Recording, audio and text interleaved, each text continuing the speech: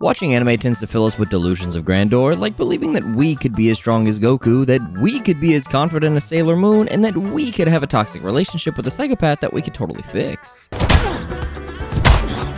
Wait, how'd that end up in here? Yakuza Fiance is home to some of the craziest main characters I've ever seen that take place in what is quite possibly the most toxic romance anime I've seen, and it all stems from this guy, Kirishima, who you've no doubt seen all over Twitter, YouTube, and anywhere else that dabbles in anime, because he's the walking definition of I can fix him in anime boy form, though I'd rather he just ruin my life instead. 俺がこの世で一番君のことを愛してる。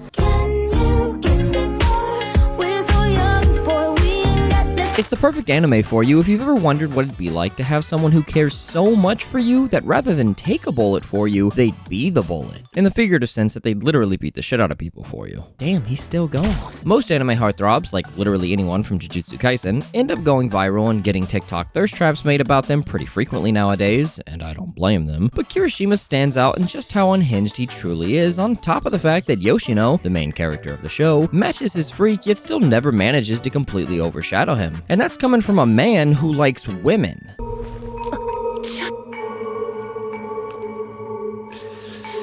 The series starts with Yoshino being forced into an arranged marriage with Kirishima, who is a member of a Yakuza family in Tokyo, while Yoshino is a member of the largest Yakuza family in Osaka. Now, the fact that they're both Yakuza does shake things up a bit, but it's still a rather atypical premise of a girl being forced to marry someone she's against. And I won't lie to you that for most of the first episode, it had me thinking it was going to be the usual girl false for bad guy who secretly has a heart of gold, with lots of funny and cute moments peppered in, which just wasn't really hitting for me personally, until Kirishima decided that he's actually batshit insane.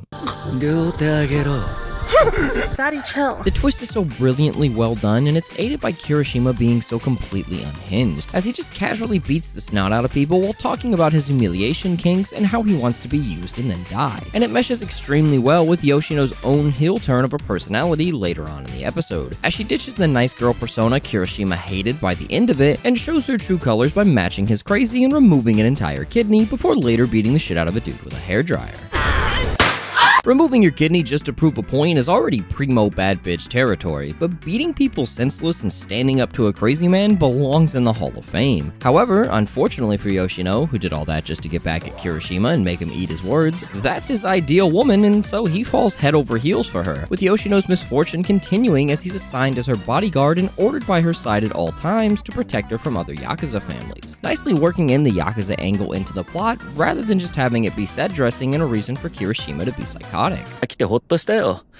俺に万が一情でも At all times, the anime gives a reason for the events that unfold and uses them as a way to increase the bond between our two leads, and I'm all for it. Because when coupled with their colorful personalities, even if one of those revolves around brutally maiming people, it makes every episode a joy to see as we watch how such a twisted and thorny relationship ends up playing out. And it's such a breath of fresh air when you consider that a large amount of romance anime tend to have only one half of the couple possess a unique personality, while the other is just some lame and boring archetype with little character of their own. So rather than following along, Yakuza completely bucks the trend, and I absolutely adore it, because in doing so, it gives both characters agency within the story, on top of also having them show way more spine than your usual pathetic isekai main character who's all like, please don't hurt my girlfriend, and boobs embarrass me, uwu. I have to break your neck. The later episodes more or less continue to showcase their budding love-hate relationship and how they work so well together as a power couple, complemented by the introduction of other characters who serve to mix things up and push boundaries, with the anime adaptation capturing everything excellently and giving the right amount of gravitas to each scene, making moments like Kirishima's heel turn genuinely creepy so that you understand the unnerving feel Yoshino constantly gets from him, while also never shying away from just how violent Kirishima gets. And while it does lack a bit in real moving animation, it's offset by the fantastic art style that manages to capture the manga perfectly and always delivers on the important moments when it matters the most. さっきの続きや飲み直しながらゆっくり話そうか